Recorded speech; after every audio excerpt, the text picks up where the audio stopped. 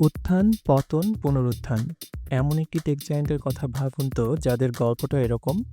কিছু ক্লু দেওয়া যাক। প্রতিষ্ঠানটি ২০১৯ সাল পর্যন্ত ছিল বিশ্বের ১ নম্বর স্মার্টফোন নির্মাতা। তারপর ছন্দপতন।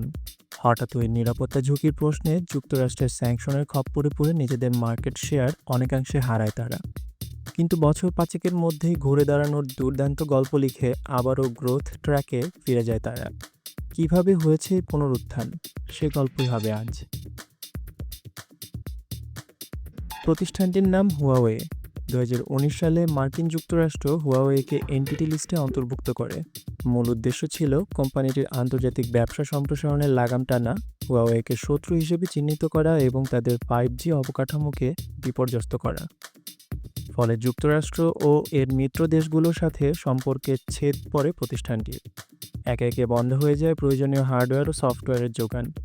সবচেয়ে বড় ধাক্কা আসে গুগলের অ্যান্ড্রয়েড সিস্টেম থেকে ছিটকে পড়ায়।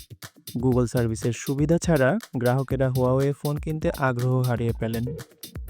ফলে ২০২১ সালের মধ্যে হুয়াওয়ের আয় ৪৯.৬% কমে যায় এবং মাত্র ২ বছরের মধ্যে বাজারের ১ নম্বর ব্র্যান্ড থেকে কোনো মতে বাজারে টিকে থাকার লড়াইয়ে নামতে হয় প্রতিষ্ঠানটিকে।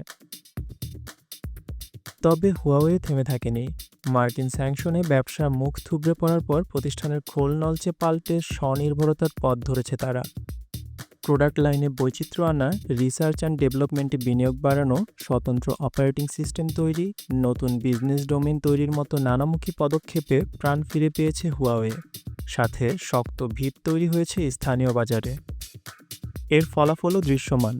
নেটবুক, ল্যাপটপ, স্মার্ট ওয়াচ ও অন্যান্য হোম প্রোডাক্টসের সাহায্যে হুয়াওয়ে মার্কিন নিষেধাজ্ঞাকে বুড়ো আঙুল দেখিয়েছে।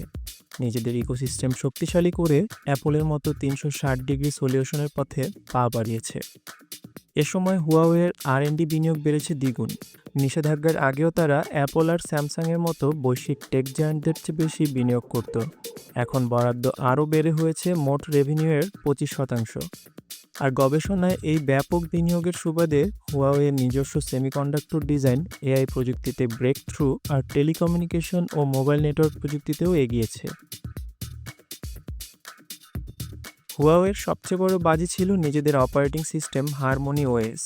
সাহসী এই পদক্ষেপ বিশ্ববাজারে তাদের পুনরুত্থানের সূচনা করে দেয়। প্রথম দিকে শুধু স্মার্ট টিভি ও আইওটি ডিভাইসেই সীমাবদ্ধ ছিল হারমোনি। ক্রমান্বয়ে তাই স্মার্টফোন, ট্যাবলেট, স্মার্ট ওয়াচেও আনা হয়েছে। গ্রাহকদের জন্য হুয়াওয়ের ইউনিফাইড এক্সপেরিয়েন্সের ভিত্তি এই হারমোনি। সম্প্রতি অ্যাপ ডেভেলপারদের উৎসাহিত করতে নতুন ভার্সন নিয়ে কাজ শুরু হয়েছে। কনজুমার ইলেকট্রনিক্সে ধাক্কা আসতে যাচ্ছে তা আগেই আঁচ করতে পেরেছিল হুয়াওয়ে। তাই সময় থাকতেই ক্লাউড কম্পিউটিং, ডিজিটাল পাওয়ার এবং ইন্টেলিজেন্ট অটোমেটিভ সলিউশনে বিনিয়োগ শুরু করে তারা। ফলাফল ২০২৩ সালে এই খাতে ২২% গ্রোথ হয়। একই সময় ডিজিটাল পাওয়ার বিজনেস গ্রো করেছে ৩.৫% হারে। মেডিকেল কেয়ার, মাইনিং, শিপিং সহ অনেক দেশের ডিজিটাল সলিউশনের কারিগর আজ হুয়াওয়ে। হুয়াওয়ের স্বনির্ভরতার পথে বড় বাধা ছিল সেমিকন্ডাক্টর চিপ, যা প্রতিষ্ঠানটি যুক্তরাষ্ট্র থেকে আমদানি করত। চিপের অভাব পূরণে স্থানীয় কয়েকটি কোম্পানির সাথে পার্টনারশিপ করেছে হুয়াওয়ে। সবচেয়ে উল্লেখযোগ্যটি হলো এসএমআইসি এর সাথে অংশীদারিত্ব। এতে করে নিজেদের মেট 60 ফোনের জন্য সম্পূর্ণ দেশীয় ডিজাইনের 7 ন্যানোমিটার চিপ ব্যবহার করতে পারছে তারা। ডিজাইনটি পুরনো হলেও হুয়াওয়ের জন্য এটি আশাব্যঞ্জক। নিজেদের ডিজাইন করা চিপ, অপারেটিং সিস্টেম আর অ্যাপ স্টোর। বিশ্বের আর কয়টা টেক জায়ান্টের এই সক্ষমতা আছে? এর মধ্যে নিজেদের 5 ন্যানোমিটার চিপ তৈরি শুরু করেছে প্রতিষ্ঠানটি।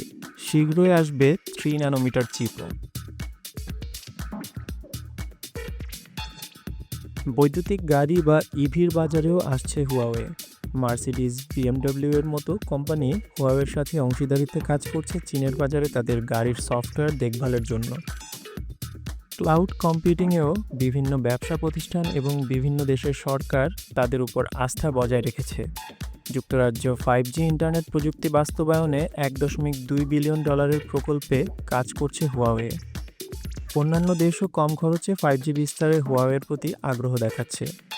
ফলে ২০২৪ সালে প্রায় ৩৪.৩% বেশি রেভিনিউ জেনারেট করতে সক্ষম হয়েছে প্রতিষ্ঠানটি। চীনে স্মার্টফোন সরবরাহ বেড়েছে ৫৫%। স্যাংশনের মুখে বিলীন হবার আশঙ্কায় থাকা কোম্পানিটি এখন চীনের বৃহত্তম প্রতিষ্ঠান আর বিশ্বের বৃহত্তম 5G নেটওয়ার্ক সরবরাহকারীতে পরিণত হয়েছে। সঠিক কর্মপরিকল্পনা আর দূরদর্শী ভাবনায় যুক্তরাষ্ট্র ও প্রায় সমগ্র ইউরোপের অসহযোগিতার পরেও হুয়াওয়ে যেভাবে দাপটের সাথে টিকে আছে তা নিঃসন্দেহে বিস্ময়কর এক গল্প।